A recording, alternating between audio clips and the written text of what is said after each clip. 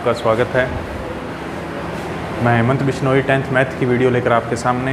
देखिए, इससे पहले अपने चैप्टर नंबर 16 की 3 वीडियो अपलोड कर चुके हैं। सरफेस एरिया एंड वॉल्यूम यानी पृष्ठीय रसायन और आयतन पर। आपको पहली वीडियो में घनाभ घन के बारे में बताया गया था, दूसरी वीडियो में बेलन और शंकु के बारे में बताया गया था, तीसरी वीडियो अपने जो अपलोड की थी वो गोले और अर्धगोले पे की थी। उसके एग्जाम्पल देखे थे अपने और बहुत सारे ऐसे फॉर्मूले बनाकर और उसके ऊपर एग्जाम्पल अपने किए थे। तो मैं उम्मीद करता हूं कि आपको वो फॉर्मूले और उदाहरण अच्छी तरीके से समझ आए होंगे। आपको जिन बच्चों ने वीडियो को लाइटली लिया है या सिर्फ कई स्टूडेंट आते हैं जी हाँ जी वीडियो चल गई जी देखो लाइक करो और बस आगे चलो, अपने लाइक करके और आगे नहीं बढ़ना। उस वीडियो से आपको सीखना है, चीज़ों को इम्प्लीमेंट करना है। ये चीज़ आपके लिए है 9th और 10th दोनों क्लास के स्टूडेंट्स, ठीक है। इन चीज़ों को कीजिए, या आगे आपके कंपटीशन, बोर्ड एग्ज़ाम हर जगह काम आने वाली बात है, ठीक है। इनसे आपको भागना नहीं है। आपके पेरेंट्स आपके हाथ में मोबाइल देते हैं, आपसे ये अपेक्षा, ये उम्मीद करते हैं कि आप वर्क कर रहे हैं या फिर अच्छी वीडियो देख रहे हैं, स्टडी के मैटर में कर रहे हैं। तो वीडियो का ये जो आपका टाइम है ना, जिसको आप समझते हो बड़ा कीमती समय है और इसको हम ज़ाया नहीं कर सकते। आप फ़ोन के अंदर यूट्यूब पर चले जाते हो, कहीं और भटक जाते हो, फिर कुछ और चीज़ें देखने लग जाते हो। व्हाट्सअप है, फेसबुक है, वहाँ बहुत कुछ चीज़ें देखने लग जाते हो। उन चीज़ों को छोड़कर आपका जो काम है मेनली बेसिकली उस चीज़ के लिए आपको समय निकालना पड़ेगा, एग्जाम्पल करने पड़ेंगे। रोज़ वीडियो आती है, आप ये सोच लेते हो कि जी कल देख लेंगे, परसों देख लेंगे, या इकट्ठी 3-4 कर लेंगे, आगे निकाल के देख लेंगे। आपकी कोरोना काल के अंदर ये जो क्लास चल रही है ये ओरिजिनल क्लास है। आगे का समय अलग था जिसमें टीचर आपको कहता था, आप पर मार्क का प्रेशर होता था, आप पढ़ लेते थे। अब आपके ऊपर प्रेशर नहीं है, आपको खुद समझना होगा। जो बच्चे खुद समझकर अपने आप को इस चीज़ के अंदर डाल लेंगे वो आगे सक्सेस होंगे, ठीक है। और जो इस चीज़ को लाइटली ले जाएंगे जी इनका क्या है, ये तो ऐसे ही करते रहते हैं, वीडियो बना रहे हैं और अपने लाइक करो और आगे चलो, तो उससे आपकी जो हैबिट है स्टडी से वो दूर होती जाएगी, आप हटते जाओगे। तो आपको अपनी हैबिट बनाए रखनी है। एग्ज़ाम के दृष्टिकोण से कभी भी कुछ भी खुले आपको अपना काम जरूर करना है, काम में आप रेगुलर रहिए। तो इस वीडियो के जितने एग्जाम्पल दिए उनको आराम से रोक कर बढ़िया तरीके से आप समझ के देख कर लिखिए। चैनल को लाइक शेयर सब्सक्राइब कीजिए ताकि आपके साथियों तक ये चीज़ है वो बेनिफिट के रूप में पहुंच सके, ठीक है जी। हाँ जी, तो पहला एग्जाम्पल अपने कर रहे हैं आज का। उन तीनों वीडियो के बाद अब मिक्सअप एग्जाम्पल करवा रहा हूँ आज मैं इस वीडियो के अंदर। चौथी वीडियो के अंदर 16वां चैप्टर है मैथ का, सरफेस एरिया एंड वॉल्यूम। उसके अंदर डे नंबर 4 की वीडियो चल रही है और पहला एग्जाम्पल आपके सामने लिखा हुआ है। सारे जो 3 वीडियो थे उनके मिक्सअप एग्जाम्पल है आज। देखिए, 2 लंबवर्तीय बेलन की त्रिज्याओं का अनुपात 2:3 है। क्वेश्चन को पढ़ते जाइए। जो मैंने आपको पहले समझाया हुआ है, क्वेश्चन की जो पहली लाइन कहती है उस लाइन को आप एज इट इज़ लिख दीजिए। 2 लंबवर्तीय बेलन की त्रिज्याओं का अनुपात 2:3। आगे कहीं कुछ नहीं करना। 2 लंबवर्तीय बेलनों की त्रिज्याओं का अनुपात कितना है जी आपके पास? 2:3। अनुपात ये R1 R2 दो अलग अलग बेलन है, यानी कि त्रिज्या का अनुपात कितना है? 2:3, यानी R1 अनुपात R2 दिया हुआ है 2:3, ठीक है। तो ऊंचाइयों का अनुपात 5:4 है। इन्हीं बेलनों की ऊंचाइयों का अनुपात आपको दिया हुआ है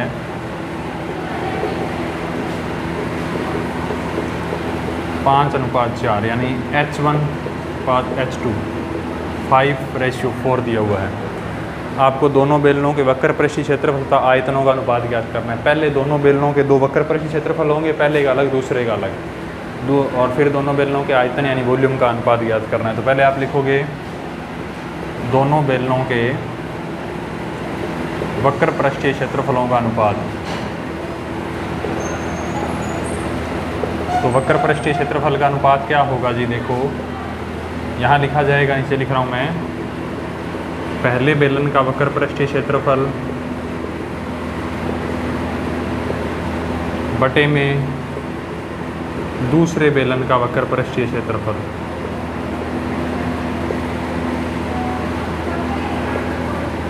बेलन का वक्र पृष्ठीय क्षेत्रफल अपने देखा था क्या होता है, आपको याद होगा, उम्मीद करता हूँ मैं। याद नहीं है, फॉर्मूला नहीं है तो आप क्वेश्चन करना भूल जाइए, क्वेश्चन आपकी समझ में नहीं आएगा। वक्र पृष्ठीय क्षेत्रफल होता है 2πRH बेलन का।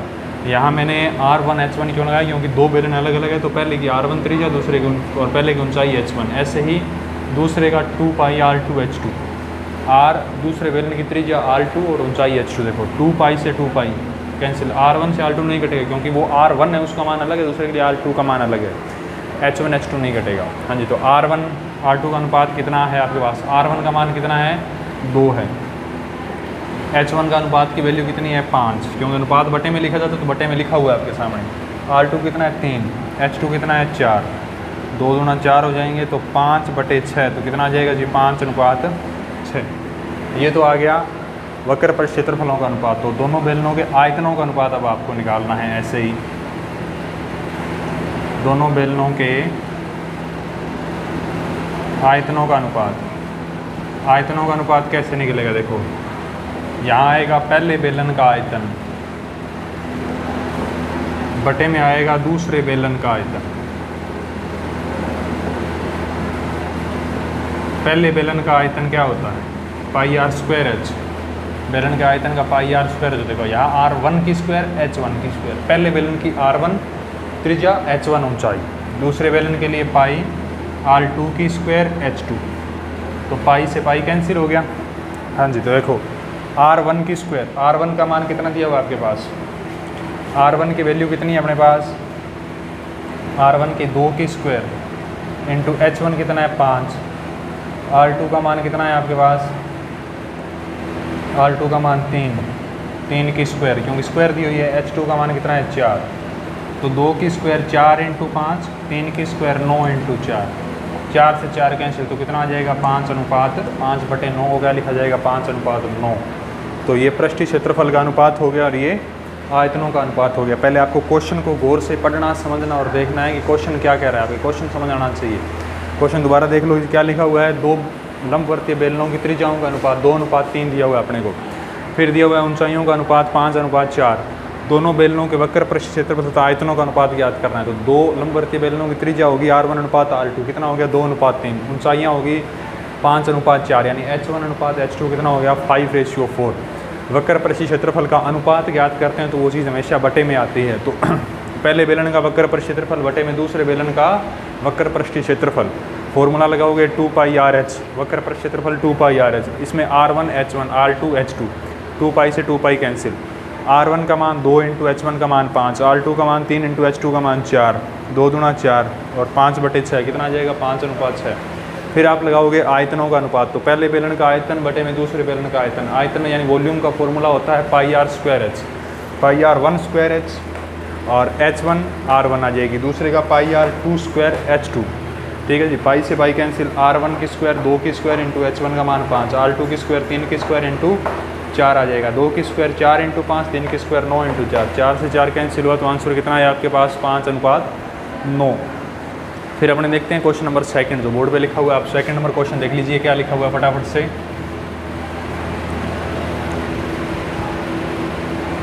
हाँ जी, इस क्वेश्चन को गौर से समझिए कीजिए और ऐसे अनुपात के जितने भी क्वेश्चन दिए हुए हैं आपको, आप आसानी से कर सकते हैं इन एग्जाम्पल के बेस पर। 16.1, 2, 3, 4 विविध के अंदर से भी क्वेश्चन बहुत अच्छे बने हुए हैं। एक बेलन का आयतन और उसके वक्र पर क्षेत्रफल के कार्य में 1650 घन सेंटीमीटर, यानी आयतन पहले लिखा हुआ है तो आयतन का मान 1650 घन सेंटीमीटर, वक्र पृष्ठीय क्षेत्रफल 660 वर्ग सेंटीमीटर है। तो बेलन की त्रिज्या और ऊंचाई ज्ञात कीजिए। बेलन का आयतन कितना दिया हुआ है आपके पास? बेलन का आयतन कितना है जी अपने पास दिया हुआ? 2 नंबर क्वेश्चन में बेलन का आयतन आपको दिया हुआ है 1650 घन सेंटीमीटर, यानी 1650 घन सेमी आयतन है। ठीक है, उसके बाद वक्र पृष्ठीय क्षेत्रफल कितना है? 660 वर्ग सेंटीमीटर। अब आयतन दिया है तो मैंने आपको बताया कि जहाँ आयतन होता है या क्षेत्रफल दिया होता है उसी का आप फॉर्मूला लगा दीजिए पहले दिखते ही। तो बेलन का आयतन क्या होता है? बेलन का आयतन होगा जी πr²h, यानी πr²h का मान आपके पास दिया हुआ है 1650, पाई का मान 22/7 हो गया अपने पास, इंटू r² इंटू h बराबर आ गया 1650। ठीक है, ये क्वेश्चन अपने पास दिया हुआ है। फिर दिया हुआ है अपने को दूसरी बात लिखी हुई है, वक्र पृष्ठीय क्षेत्रफल कितना दिया हुआ है? 660 वर्ग सेंटीमीटर। फिर है वक्र पृष्ठीय क्षेत्रफल, ये चीज़ आप बाद में लिख लेंगे, पहले लिखो। उसके बाद आएगा बेलन का वक्र पृष्ठीय क्षेत्रफल कितना है? अपने पास दिया हुआ 660 वर्ग सेंटीमीटर, 660 वर्ग सेमी या सेमी स्क्वायर आप लगा सकते हो। ठीक है जी। अब बेलन का वक्र पृष्ठीय क्षेत्रफल का फॉर्मूला लगा दो। किसी भी यहाँ के आपको क्षेत्रफल या आयतन दिया है तो उसी का सूत्र लगा लीजिए। वैसा हर एक क्वेश्चन का ये रूल है। बेलन का वक्र पृष्ठीय क्षेत्रफल कितना है जी अपने पास 2 पाई आर एच। तो 2 पाई आर एच का मान कितना दिया हुआ आपके पास 660। अब अपने पास दोनों क्वेश्चन के अंदर ना आर दी हुई ना एच दी हुई, तो दोनों क्वेश्चन के अंदर आर या एच नहीं होने पर क्या हल करना है आपको, किसी भी समीकरण को किसी भी समीकरण से भाग दे दीजिए। दोनों को, इसमें भी आर नहीं है एच नहीं है, यहाँ भी आर नहीं है एच नहीं है। अगर एक वैल्यू दी होती तो आप मान लगा के कर सकते थे। तो चाहे समीकरण 1 का 2 में भाग दे लो, चाहे समीकरण 2 का 1 में। यहाँ से अपने समीकरण 1 का समीकरण 2 में भाग देने पर, ठीक है, तो समीकरण 1 का समीकरण 2 के अंदर भाग दे दिया, यानी 2 pi R H. Left hand side हमेशा लेफ्ट हैंड साइड से डिवाइड होती है और राइट हैंड साइड हमेशा राइट हैंड साइड से डिवाइड होती है। बटे में लगा दो आप pi R square H. 2 pi R H ऊपर लगाया तो 660 भी यहाँ ऊपर आएगा, बटे में आएगा 1650। 0 से 0 कैंसिल हो जाएगी, देखो पाई से पाई कैंसिल हो गया, ठीक है, और यहाँ एच से एच कैंसिल हो गया। यहाँ देख लीजिए यहाँ 2r है, यहाँ r स्क्वायर है, तो ये r स्क्वायर का अर्थ क्या होता है 2r होती है, तो एक r रह जाएगी, यहाँ r से r कैंसिल होगी। तो क्या बन गया आपके पास, देखो ये 11 से कैंसिल हो जाएगा। देखो 11 × 66 होते हैं, 165 में 11 का भाग दिया, 11 एकम 11, 5 बचे 55, 11 5 55। अब देखो यहाँ अपने पास बचता है आगे 2/r बराबर 6/15। इसको आप 3 से और भी कैंसिल कर दो, चाहे 3 दूना 6 और 3 5 15, ठीक है। तो इनका यहाँ ऐसे अपने किया क्रॉस मल्टीप्लाई, तो आ जाएगा 2r और 5 × 2, 2 से 2 कैंसिल, तो r कितनी आ गई आपके पास 5 सेंटीमीटर आ गई। त्रिज्या आ गई अपने पास 5 सेंटीमीटर। तो आपको ज्ञात क्या करना था, त्रिज्या और ऊंचाई। r का मान 5 सेंटीमीटर आ गया। इस r की वैल्यू को किसी भी समीकरण में रख दो। मान लो मैं लिख रहा हूँ कि r का मान समीकरण 2 में रखने पर, r का मान आप कहाँ रखोगे, समीकरण 2 में रखने पर। r का मान समीकरण 2 में रखा तो समीकरण 2 क्या है 2 × पाई का मान 22/7, r कितनी है 5, h का h आ गया बराबर 660 आ गया मेरे पास, ठीक है। अब देखो आपको ज्ञात क्या करना है, h ज्ञात करना है, तो 660 उधर पड़ा रहने दो, ये 7 बटे में है, उधर जाके गुणा में हो जाएगा। ऊपर जितनी संख्या ऊपर होती है 2 22 5, ये सारी की सारी नीचे आ जाएगी। 2 22 5, 22 × 66 30 आ गया। और एक जगह आपको समझ नहीं आई तो उस चीज़ को आगे लिख लीजिए ताकि कैलकुलेशन में गलती ना हो आपको। यहाँ आ गया अपने पास 2 × 5, 5 × 30 हो गया, ठीक है जी। तो 7 और 2 × 6 हो गया, तो 7 को 3 से इंटू किया 21 सेंटीमीटर। 21 सेंटीमीटर तो ऊंचाई आ गई, और त्रिज्या आ गई आपके पास कितने, अपने पास त्रिज्या निकाली थी 5 सेंटीमीटर, r आ गई 5 और h आ गई 21 सेंटीमीटर। तो क्वेश्चन एक बार फिर से गौर से देख लीजिए स्क्रीन पे क्या लिखा हुआ है। हाँ जी, क्वेश्चन दोबारा देख लीजिए एक बार फिर से फटाफट। सेकंड नंबर क्वेश्चन अपने कर रहे थे। क्वेश्चन लिखा हुआ आपके सामने स्क्रीन पर है। एक बेलन का आयतन आपको दिया हुआ है और वक्र पृष्ठीय क्षेत्रफल दिया हुआ है 1650 और 660। तो बेलन की त्रिज्या और ऊंचाई याद करनी है। आयतन दिया है 1650 घन सेंटीमीटर, तो आयतन का फॉर्मूला क्या होगा pi R square H. Pi R square H की वैल्यू दी है आपके पास कितनी है 1650, तो ये समीकरण नंबर 1 होगी। फिर है बेलन का वक्र पृष्ठीय क्षेत्रफल कितना दिया है 660 वर्ग सेंटीमीटर। इसका फॉर्मूला लगा लो। जिस आयतन या क्षेत्रफल दिया होता है उसी का आप सूत्र लगा लीजिए। वक्र पृष्ठीय क्षेत्रफल का फॉर्मूला लगा लो 2 पाई आर एच। तो 2 पाई आर एच का मान कितना है 660। ये समीकरण 1, ये समीकरण 2। तो जब r और h दोनों ना दिए हों तो किसी भी समीकरण में किसी का भी आप भाग दे दीजिए, आपके पास मान आ जाएगा r और h का, ठीक है। तो मान लो मैंने समीकरण 1 में समीकरण 2 का भाग दे दिया, तो 2 पाई आर एच में पाई आर स्क्वायर एच का भाग दिया, और इधर लेफ्ट हैंड साइड से डिवाइड होती है, राइट हैंड साइड से डिवाइड होती है। 660 में 1650 का भाग दिया, 0 से 0 कैंसिल होगी, 11 से कैंसिल किया, 11 × 66 और 15 पर आ जाएगा। अब यहाँ r स्क्वायर थी तो 1r से 1r कैंसिल होगी, तो यहाँ सिर्फ r बचता है 1। r का मान कहाँ रखोगे समीकरण, अब देखो 2/r, यहाँ आपके पास 6 आ गया तो 3 से कैंसिल हो गया। तो अब देखो r को 2 से इंटू किया 2r, 5 × 2, 2 से 2 कैंसिल हो गया, r की वैल्यू कितनी आ गई 5 आ गई। आर का मान किसी भी समीकरण में रख दो, आपके पास एच का मान आएगा। आर का मान समीकरण 2 में रखा, 2 इंटू पाई का 22/7, आर का मान 5, एच का एच आ गया। अब संख्या उधर लेके जाओगे, 660 उधर है, 7 भाग से गुणा में चला गया, 2 22 5 ऊपर है तो 3 संख्या नीचे आ गई, तो 22 3 66 30 आ गया। और यहाँ इस 30 इंटू 7 लिखा आगे जाके मैंने, ताकि कैलकुलेशन में गलती ना हो। 2 इंटू 5, 5 6 30 और 2 3 6, 7 को 3 से गुणा किया, 21 सेंटीमीटर आपके पास ऊंचाई आ गई। जब आर और एच दोनों की वैल्यू नहीं दी होती तो समीकरण में आप भाग दे दो बस सीधा। किसी भी अगर दो संख्याएं आपके पास कुछ क्वेश्चन में दिखाई नहीं दे रहा कि ये क्वेश्चन सोल्व कैसे होगा, तो समीकरणों को डिवाइड करो, तो डिवाइड करने से एक वैल्यू आपके पास आ जाती है अपने आप। तो क्वेश्चन नंबर 3 देखो अपने पास क्या लिखा हुआ है। 3 नंबर क्वेश्चन लिखा हुआ है जी, एक शंकु की तिर्यक ऊंचाई और त्रिज्या का अनुपात 7:4 है। यदि इसके वक्र पृष्ठ का क्षेत्रफल 792 वर्ग सेंटीमीटर हो तो इसकी त्रिज्या ज्ञात कीजिए। एक शंकु की तिर्यक ऊंचाई और त्रिज्या का अनुपात, शंकु की तिर्यक ऊंचाई व त्रिज्या का अनुपात। तिर्यक ऊंचाई क्या होती है आपको पता है, L, त्रिज्या क्या होगी, अनुपात R। कितना दिया हुआ है, 7:4, यानी इसको बटे में लिख सकते हो, L/R बराबर 7/4। जैसा गुणा करोगे तो आपके पास 7R = 4L आ जाएगा। ठीक है, L/R का मान 7:4 था। अनुपात को हमेशा भिन्न में लिख सकते हो, फ्रैक्शन में लिखा जाता है L/R = 7/4। आपने किया क्रॉस मल्टीप्लाई 7 को R से, 7R = 4L, तो R = क्या आ जाएगा, 4L / 7। ये आपके पास R की वैल्यू आ गई। फिर आगे क्वेश्चन में आगे का पार्ट देखिए क्या लिखा हो। यदि इसके वक्र पृष्ठ का क्षेत्रफल 792 है। इतनी बात होने के बाद पहली लाइन से आपने इतना काम कर दिया, फिर आप सेकंड पे आइए कि वक्र पृष्ठ का क्षेत्रफल अपने को दिया है 792 वर्ग सेंटीमीटर। वक्र पृष्ठ का क्षेत्रफल आपको कितना दिया हुआ है, 792 वर्ग सेंटीमीटर। तो वक्र पृष्ठ का क्षेत्रफल होता क्या है, शंकु के वक्र पृष्ठ का क्षेत्रफल, उम्मीद करता हूँ आपको याद होगा। शंकु के वक्र पृष्ठ का क्षेत्रफल πRL क्या होगा, πRL। πRL का मान कितना दिया हुआ है आपके पास, 792। पाई का मान 22/7, R की वैल्यू अभी आपने निकाली थी 4L/7 इंटू L का L। देखो पाई का मान 22/7, R की वैल्यू अभी निकाली 4L/7, L का L बराबर आ गया 792।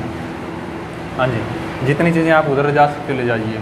देखो 792 उधर है, नो डाउट, कोई प्रॉब्लम नहीं। ये 7 नीचे है, ये 7 ऊपर आ जाएंगे। 22 ऊपर है, 22 नीचे आ गया। L को L से इंटू किया, L² हो गया। ठीक है, तो अब देखो इसको कैंसिल करके देखते हैं कितने से होता है। 11 से हो जाएगा। देखो 11 दूना 22, 11 7 77, 79 में 77 2 बचे और 11 दूना 22, तो कितना आ गया देखो 72 इंटू 7 इंटू 7 इंटू बटे 4। 4 से कैंसिल किया तो 4 एकम 4, 3, 18 चौके 72 होते हैं। तो L² का मान क्या आ गया देखो, 18 का गुणा करके लिख लो, 18 का डिवाइडेशन किया यानी गुणनखंड किए, 2 इंटू 3 इंटू 3, 2 3 6 6 3 18, और 7 का क्या आएगा 7 इंटू 7। ठीक है, 18 का गुणनखंड क्या हुआ, 2 3 6 6 3 18, और इसका क्या आ गया 7 इंटू 7। इस पे स्क्वायर हटेगी तो इस पे क्या आ जाएगा, रूट आ जाएगा आपके पास। 2 इंटू 3 इंटू 3 इंटू 7 इंटू 7।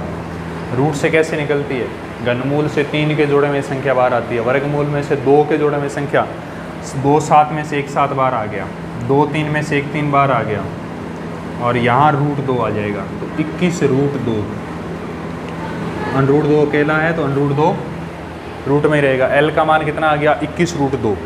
तो इसकी त्रिज्या ज्ञात करनी है आपको। त्रिज्या कैसे निकलती है, त्रिज्या कैसे निकलेगी, पहले क्वेश्चन यहाँ से दोबारा देख लीजिए। शंकु की तिर्यक ऊंचाई और त्रिज्या का अनुपात दिया था, L/R का मान 7:4 आपके पास। ठीक है, तो L/R बराबर 7/4 हो गया, तो 7R बराबर 4L हो गया, तो R बराबर 4L/7। वक्र पृष्ठ का क्षेत्रफल है 792 वर्ग सेंटीमीटर। शंकु के वक्र पृष्ठ का क्षेत्रफल का फॉर्मूला क्या होता है, πRL। वक्र पृष्ठ का क्षेत्रफल कितना होता है, πRL। πRL का मान 792, पाई का मान 22/7, R का मान आपने क्या निकाला था देखो, आर का मान क्या निकाला था 4l/7 इंटू एल आ गया आपके पास। अब देखो इसको आप कैसे एल कर सकते हो कि 11 से किए 11 से 77, 2 11 दूना 22 और 11 दूना यहाँ पर 22 आ गया। तो यहाँ इस 400 सॉरी यहाँ एक 2 रहेगा, 4 से कैंसिल कर दिया, यहाँ पे में 2 आ गया, तो 9 दूना 18। यहाँ से थोड़ा दोबारा देख लीजिए क्वेश्चन को क्या सेटअप हो रहा है। देखो कि ये 22 4 ऊपर थे तो 22 4 दोनों के दोनों इधर आए तो नीचे आ गए। 792 ऊपर था, 7 7 डिवाइड में थे, गुणा में हो गए, तो 11 से कैंसिल किया, 72 11 दूना 22, तो 72 × 7 × 7 बटे 2 × 4 और 18 चौके 72, फिर 2 निमा 8, तो L² का मान क्या आया 9 × 7 × 7, तो 9 के गुणनखंड करके लिख दो 3 × 3 × 7 × 7। ठीक है, अब मैं यहाँ से अगर इसकी स्क्वायर हटाऊँ तो इसके ऊपर क्या आ जाएगा, रूट आ जाएगा। रूट में क्या होता है, 2 पेयर में से एक संख्या, इन 2 3 में से एक 3 बार आ गया, 7 में से एक 7 या कितने हो गए 21 सेंटीमीटर। तो ज्ञात क्या करना था आपको, त्रिज्या ज्ञात करनी। त्रिज्या क्या होती है R, L आपके पास है और H का मान आपको निकालना है, तो H अभी नहीं है आपके पास, तो L का मान उठाकर समीकरण 1 में रख दो आप। ठीक है, या L का मान उठाकर समीकरण 1 में रखोगे तो आपके पास सीधे R आ जाएगी। देखो L का मान समीकरण 1 में रखने पर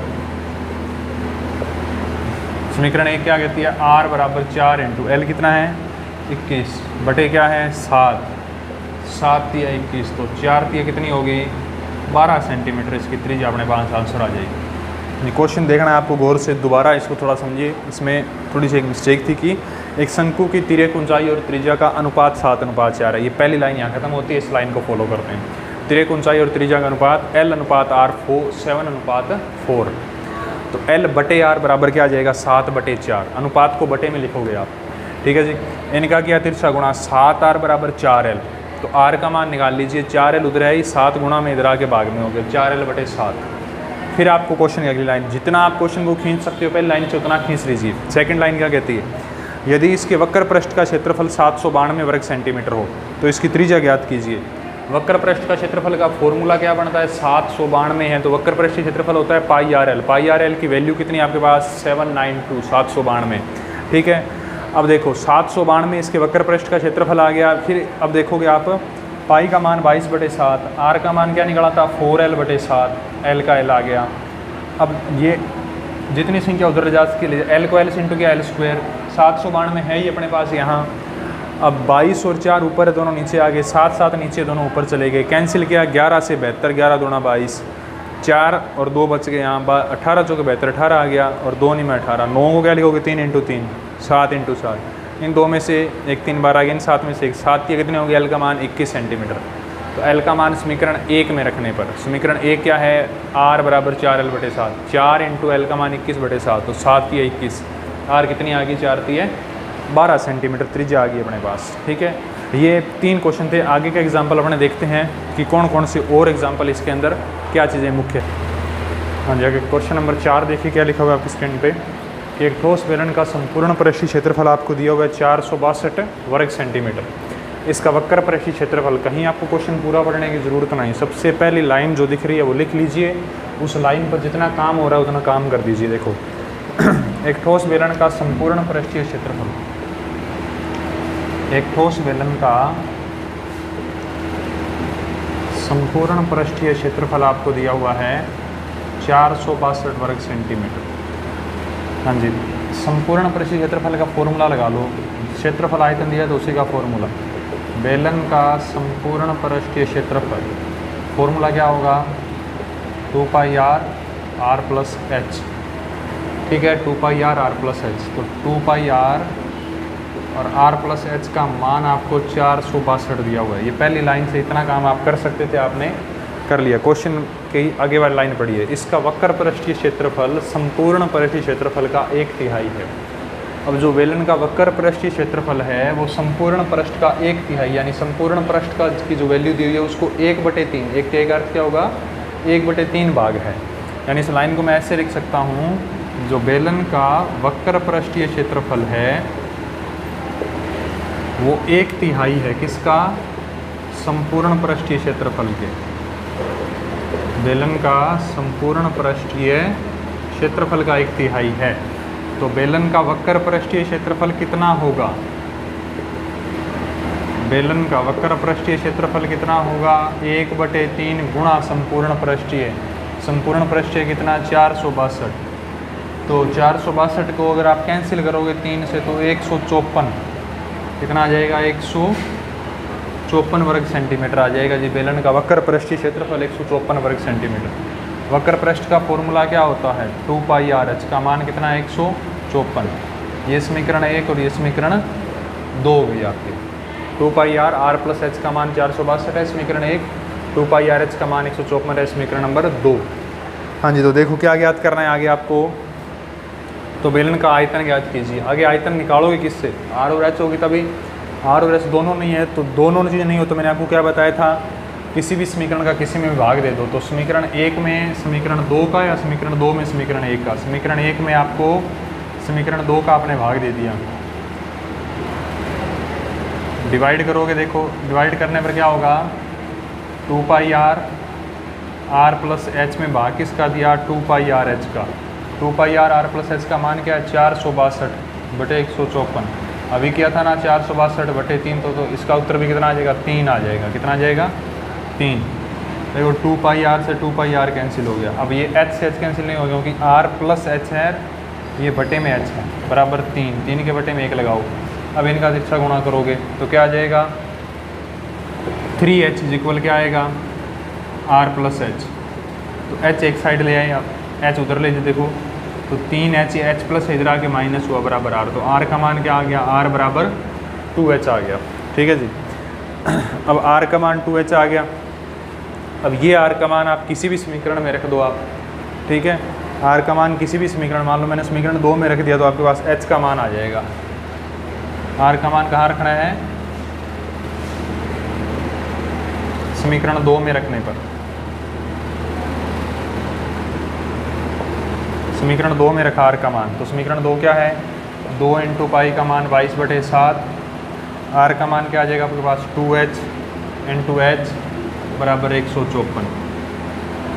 तो देखो h को h से गुणा किया, h²। 154 उधर है, 7 बटे में ऊपर गुणा में आ गया। 2, 22 और 2 नीचे आ जाएंगे ये तीनों, क्योंकि तीनों ऊपर है। 22 7 है 154, हमेशा याद रखना है। 22 को 7 से इंटू करते तो 154 आता है। तो h² का मान आ गया 7 को 7 से इंटू किया 49, 2 को 2 से किया 4। देखो इसके ऊपर अगर स्क्वायर हटती है तो उधर क्या आ जाएगा? रूट जाएगा। तो h की वैल्यू क्या आ जाएगी? 49√4। 49√4, 49 का रूट 7, 4 का रूट 2, h 7/2 आ गया मान आपके पास। h का मान 7/2 आ गया। h का मान उठाकर ये समीकरण नंबर 3 इसको मैं नाम दे रहा हूँ। h का मान कहाँ रख दो? समीकरण नंबर 3 में। तो यहाँ लिख रहे हैं अपने h का मान समीकरण 3 में रखने पर। समीकरण 3 में रखोगे तो समीकरण 3 क्या है? r बराबर 2 × h का मान 7/2। तो 2 से 2 कैंसिल। r कितना आ गया आपके पास? 7 सेंटीमीटर। त्रिज्या 7 सेंटीमीटर आ गई, ऊंचाई 7/2 आ गई। अब आपको बेलन का आयतन ज्ञात करना है, तो मैं ऊपर यहाँ लिख रहा हूँ बेलन का आयतन। बेलन के आयतन का फॉर्मूला लगाओगे, क्या होता है? πr²h। पाई का मान 22/7, r² 2 बार लगा दो, 7 × 7, h लगा दो 7/2। 7 से 7 कैंसिल, 11 × 22, तो 11 7 77, यानी 749 हो गए। 49 को 11 से इंटू किया, 49 × 11, 9 4 9 4 4, कितना आ जाएगा?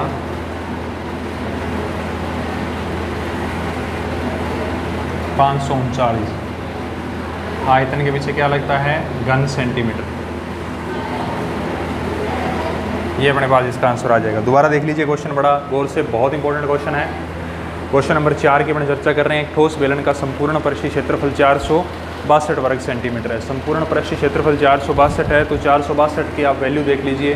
फॉर्मूला क्या होता है? 2πr r+h। 2πr और r+h का मान कितना दिया हुआ है? 462। आपको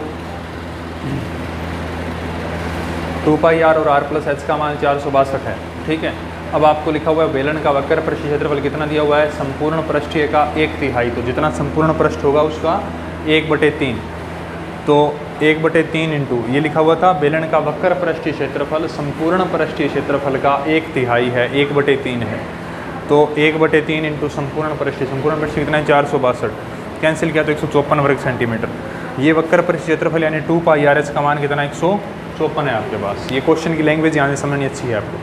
देखो r और h दोनों नहीं दिए होते तो किसी भी समीकरण में किसी का भी अगर आप भाग दे दो तो आपके पास वैल्यू आ जाती है। तो समीकरण 1 में समीकरण 2 का मैंने भाग दे दिया 2πr r प्लस h में डिवाइड कर दिया आपने 2πr/h से, तो 462 में से डिवाइड होगा 154। लेफ्ट हैंड साइड सदैव लेफ्ट हैंड साइड से डिवाइड होती है, राइट हैंड साइड सदैव राइट हैंड साइड से डिवाइड होती है। तो 2πr से 2πr कैंसिल हो गया, r प्लस h बटे आ गया आपके पास h। 462 में 154 का डिवाइड किया आंसर आ जाएगा 3 आपके पास। r प्लस h बटे h बराबर 3, 3 के बटे में 1। इनका किया क्रॉस मल्टीप्लाई जी, 3 को h से किया 3h, r प्लस h को 1 से किया r प्लस h आ गया। h की वैल्यू एक तरफ लेके यहाँ प्लस से उधर जाके माइनस, 3h माइनस h हुआ 2h, r इज इक्वल आ जाएगा 2h। अब देखो r का मान आप किसी भी समीकरण में रख दो, 1 में या 2 में आपके पास h की वैल्यू आ जाएगी। r का मान मैंने रखा समीकरण 2 में, तो समीकरण 2 क्या कहती है 2πr/h बराबर 154, 2 इंटू पाई का मान 22/7, r का मान 2h है तो h का h आ गया। सिर्फ आपको r की वैल्यू लगानी है, h को h से गुणा करोगे h स्क्वायर 154 उधर है, 7 बटे से ऊपर गुणा में आ गया 2, 22 और 2 ऊपर है तो तीनों वैल्यू नीचे आ गई। 22 को 7 बार गुणा करते हैं तो 154 आता है, 22 आता 154। अब 7 को 7 से इंटू किया तो 49, 2 को 2 से किया 4, स्क्वायर है तो इस पर रूट 49/4 यानी 7/2 सेंटीमीटर ऊंचाई आ गई।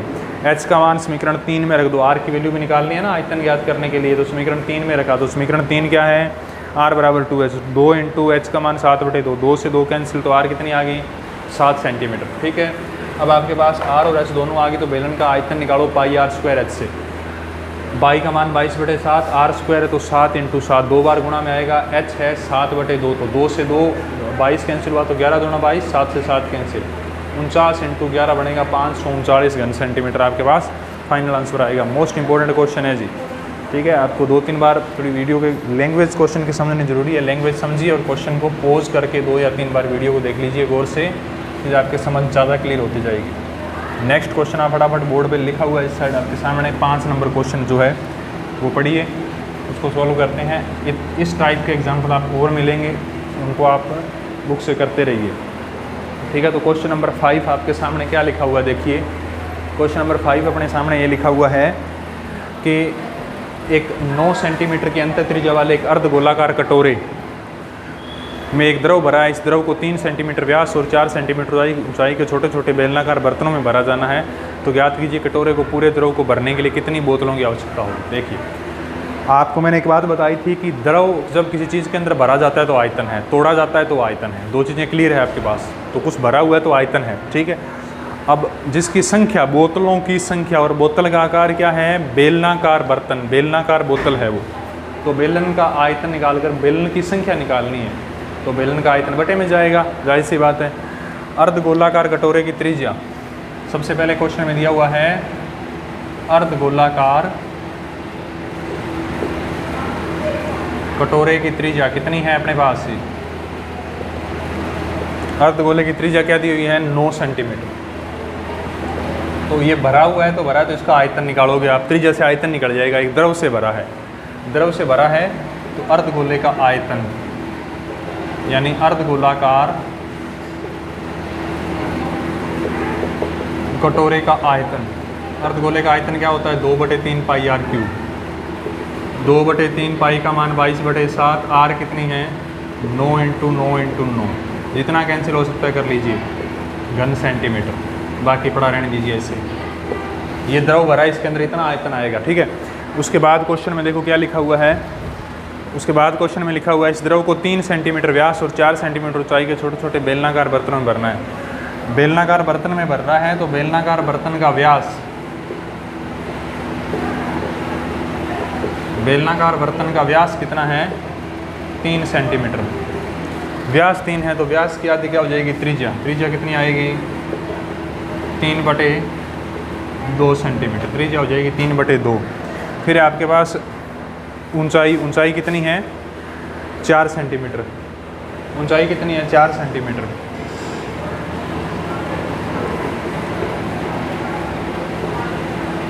बेलनाकार बर्तन की ऊंचाई आपके पास h की वैल्यू दी हुई है 4 सेंटीमीटर। तो आपको मैंने क्वेश्चन से इससे पहले एग्जांपल जितने किए थे उसमें यही चीज़ बताई थी कि कोई चीज़ किसी से भरी हो, लिक्विड हो या उसको तोड़कर कहीं नई आकृति या नया डिज़ाइन बनाया जाता है, तो दोनों का वॉल्यूम या आयतन आपको निकालना है। तो इस बेलनाकार बोतल का आयतन आप निकालोगे।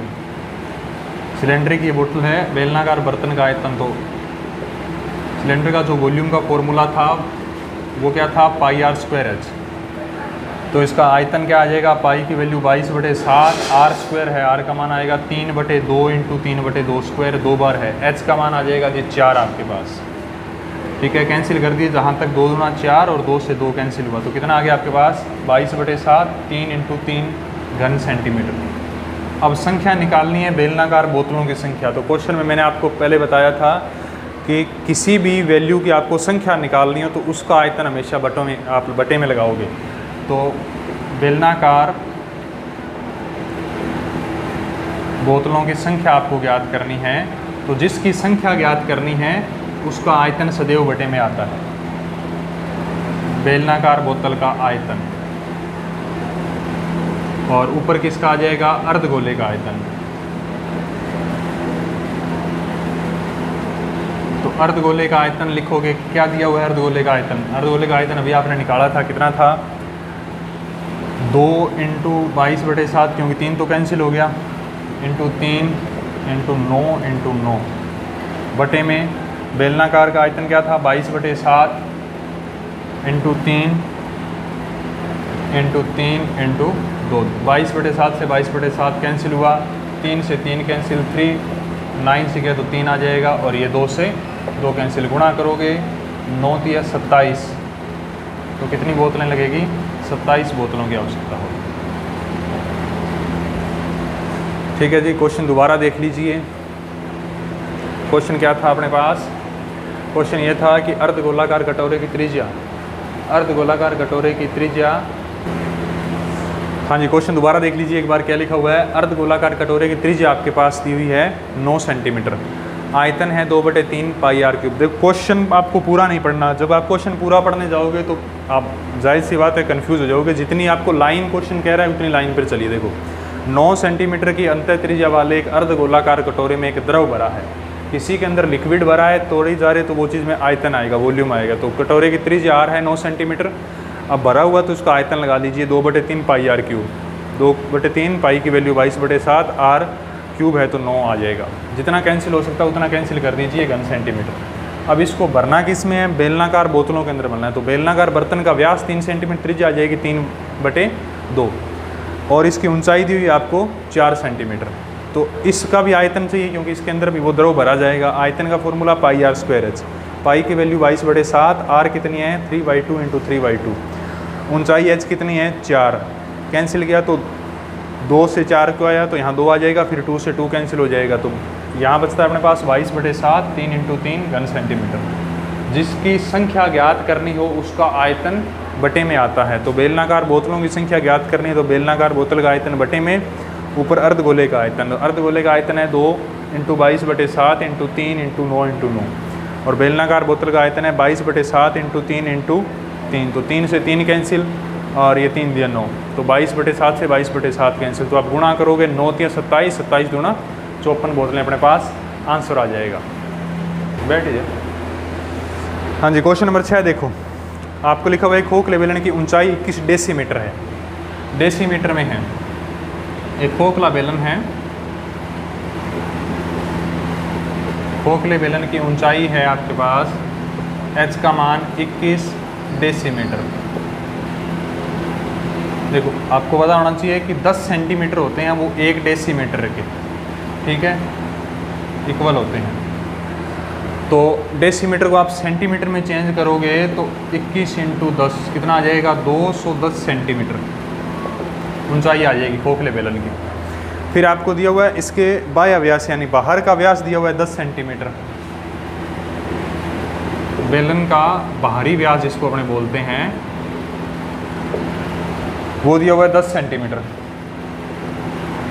तो बाहरी त्रिज्या होती है, जो बड़ी वैल्यू आएगी वो हमेशा r1 यानी बाहर की त्रिज्या r1 लिखी जाती है, तो वो आ जाएगी 5 सेंटीमीटर आपके पास। हाँ जी, इसके बाद देखिए अंत्य व्यास, आंतरिक व्यास दिया हुआ 6 सेंटीमीटर। बेलन का अंत्य व्यास कितना है? 6 सेमी। अंत्य व्यास यानी उससे बनेगी आपकी अंतर त्रिज्या। अंतर त्रिज्या अंदर की त्रिज्या होती है वो छोटी होती है, वैल्यू R2 होती है। R2 का मान आ जाएगा आपके पास 3 सेंटीमीटर। ठीक है, H आ गया, R1 आ गया, R2 आ गया। ज्ञात करना है खोखले बेलन का आयतन। ठीक है, फॉर्मूला अगर आपको याद है तो आप क्वेश्चन आगे कर सकते हो, नहीं आपके लिए क्वेश्चन यहीं ख़त्म है। खोखले बेलन का आयतन का फॉर्मूला होता है पाई H R1 square minus R2 square. क्योंकि आपके पास सिंपल जो बेलन होता है, जो खोखला बेलन नहीं होगा, ठोस बेलन होता है, उसके आयतन का फॉर्मूला क्या होता है? पाई R स्क्वायर H। इसमें R1 square minus R2 square आ जाएगा। पाई की वैल्यू 22/7, H कितनी है? 210, R1 यानी 5 की स्क्वायर माइनस 3 की स्क्वायर। ये कैंसिल कर दीजिए, 7 या 21 30। 22 को 3 से गुणा करोगे तो 22 या 66, तो 660। 5 की स्क्वायर 25 माइनस 3 की स्क्वायर 9। 660 इंटू 25 में से 9 माइनस किए तो 16 आ जाएगा। 660 को 16 से गुणा करो, देखो 16 को 0 से करोगे 0 आ जाएगा। 16 छिके 96, 6 9 बचे, 16 छिके 96 और आप अगर 9 जोड़ोगे तो 105, तो 10,560 इसका आंसर आ जाएगा आपके पास। आयतन के पीछे जो इकाई लगती है वो घन सेंटीमीटर या सेंटीमीटर क्यूब लगेगी। क्वेश्चन एक बार फटाफट दोबारा देख लीजिए। आपको खोखले बेलन की ऊंचाई 21 डेसीमीटर में दी हुई है, तो 10 सेंटीमीटर बराबर 1 डेसीमीटर। याद रखना है इस चीज़ को। तो 21 इंटू 10 कितने सेंटीमीटर हो जाएगा? 210। 2 त्रिज्या है। हमेशा खोखले बेलन की बाहरी व्यास होता है, उसकी जो लंबाई होती है, जो वैल्यू होती है उसकी ज़्यादा दी होती है 10 सेंटीमीटर, तो बाहरी त्रिज्या R1 आ जाएगी 10/2 5 सेंटीमीटर। अंत्य व्यास 6 सेंटीमीटर, तो आंतरिक त्रिज्या R2 6/2 3 सेंटीमीटर। खोखले बेलन का आयतन कितना है? पाई H R1 square minus R2 square. तो पाई H की वैल्यू 210, R1 5 की स्क्वायर, R2 3 की स्क्वायर। 7 या 21 होते हैं तो 0 आ जाएगी। 22 को 3 से इंटू किया 66, 0 आ जाएगी। 5 की स्क्वायर 25 माइनस 9, माइनस करोगे तो 16, इंटू करोगे 10,560 घन सेंटीमीटर आपके पास आंसर आ जाएगा। हाँ जी, ऐसे आपके पास बुक के अंदर जो 16वां चैप्टर उसके अंदर बहुत से एग्जाम्पल दिए हुए हैं, सारे एग्जाम्पल आप कर लीजिएगा। इससे पहले भी मैंने आपको इसकी जो 3 वीडियो दी है उसमें 5-5 6 एग्जाम्पल करवाए हैं। 6 एग्जाम्पल आज भी आपके सामने हैं। ये जो सरफेस एरिया एंड वॉल्यूम यानी पृष्ठीय रसायन और आयतन की लास्ट वीडियो थी अपने पास। इसके बाद अपने नेक्स्ट चैप्टर करेंगे। चैनल को लाइक शेयर और सब्सक्राइब कीजिए। धन्यवाद, थैंक यू सो मच।